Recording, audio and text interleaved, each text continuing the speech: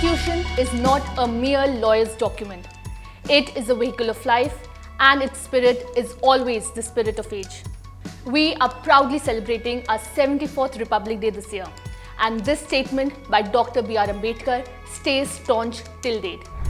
India, the country which is a living example of unity in diversity, where people of more than one religion live together with complete understanding, patience and brotherhood, celebrates its Republic Day with great enthusiasm and zeal. Republic Day marks the occasion when the Constitution of India came into effect on January 26, 1950. The Constitution was created and was adopted by the Constituent Assembly on November 26, 1949 and then came into effect in 1950. Dr. Rajendra Prasad joined his office and began his tenure as the President of India in 1950. Apart from the reason why the Republic Day is celebrated, there are also certain intriguing and amazing facts about this day which we will tell you about today. But before that, do not forget to like, share and subscribe to our channel in depth. The Constitution of India, which was first adopted in 1950, is the longest constitution in the world, with 444 articles segmented into 22 parts and 12 schedules with 118 amendments to date. Bag of borrowings is the term used to signify the Indian Constitution as a conglomeration of various provisions taken from the constitutions of different countries. This huge document was not printed but written, in fact. Just imagine how tedious it might have been.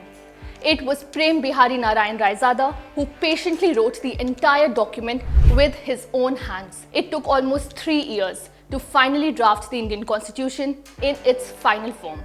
The first Republic Day parade was held in 1950 at the Irvin Amphitheatre, which is now Major Dhyan Chand Stadium, in which 3,000 Indian military personnel and over 100 aircrafts participated. In the initial first 4 years, the venue of these marches were Irvin Stadium, Red Fort and Ramleela grounds. The parade was led by then Brigadier Moti Sagar of the Gorkha Regiment, during which the President of Indonesia, Sukarno, was the chief guest. The flypast of that parade included aircrafts such as Harvards, consolidated B-24 Liberators, Dakotas, Hawker Tempest, Spitfires and jet planes. The first parade at Rajpath was organized in 1955 when Pakistan's Governor General Malik Ghulam Muhammad came as the chief guest, one of the 2 times that a Pakistani leader was given the honor. Rajpath became the permanent venue for the parade of 26 January in AD 1955. Rajpath was known by the name Kingsway at that time, the name of which has now been changed to Kartavya Path. The parade event on 26 January begins with the arrival of the President. First of all, the cavalier bodyguards of the President salute the national flag, and during this time, the national anthem is played. Post this, 21 gun salutes are given. But do you know that the firing is not done with 21 cannons? Instead, 7 cannons of the Indian Army, which are known as 25 Ponders, are used for firing in 3 rounds. The first firing occurs at the start of the national anthem and the last firing occurs right after 52 seconds.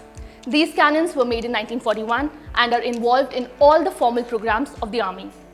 Each member of the Army who participates in the march goes through 4 layers of investigation. Even their arms are extensively inspected to ensure they are not carrying live bullets. This parade is presided over by the President of India. One of the main functions of the Republic Day parade is to pay tribute to the martyrs who have sacrificed their lives for the country and to confer bravery awards. The participants have already practiced for 600 hours before performing on the 26th of January formally. A special camp near the premises of the India Gate is organized for all the tanks, armored vehicles and modern equipment showing the military power of India. The investigation process for each cannon and the work of whitewashing is performed in 10 stages. The first foreign military contingent, French Army soldiers, took part in the Republic Day parade in 2018. The Republic Day celebrations are winded up with the beating retreat ceremony. It is the conclusion of the Republic Day parades, symbolizing the drawing back of the parading soldiers. Beating retreat is a 17th century military rite that was first used to summon neighboring patrolling units to their fortress. The ritual would take place as the soldiers returned from their patrolling units to their encampment. The occasion is organized and held by the Indian Army with the President of India as the principal guest. The ceremony takes place at the Vijay Chowk, filling it with lights, music and patriotism. Let us go back a little in the history and know how this beating retreat ceremony came into being. When Queen Elizabeth II and Prince Philip visited post-independence India for the first time in early 1950s, Jawaharlal Nehru, India's first Prime Minister, summoned Major Roberts of the Indian Army to plan something magnificent and unique for the Queen's visit. The notion of a beating retreat ceremonial devised by the military services and their associated bands was submitted by Major Robert. The beating retreat has been a component of the Republic Day ceremonies since then. Now finally, the main question. Why was January 26 chosen as the date to adopt the new Constitution of India?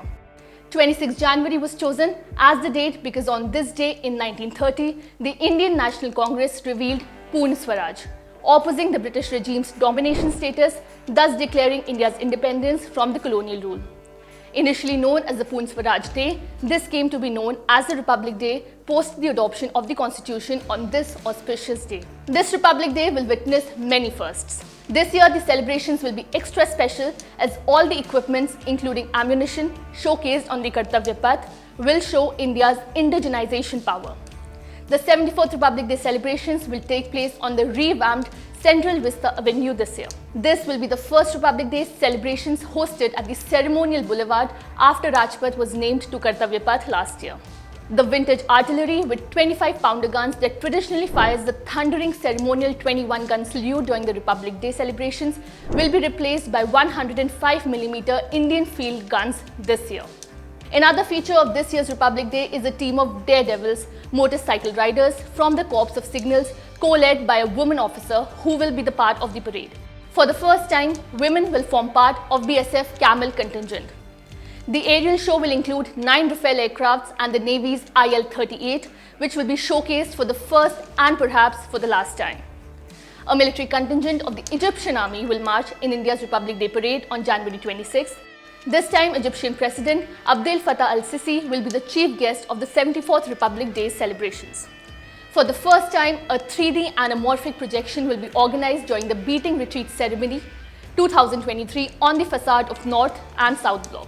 These were some of the historic unknown and amazing facts about the Republic Day in general and some interesting firsts which the country will witness in the celebrations this year. I can happily say, and you all will definitely agree, we can't be more proud of our country. If you like this video, do like, share and comment down below, and do not forget to hit the subscribe button. Happy 74th Republic Day to everyone, and thank you for watching.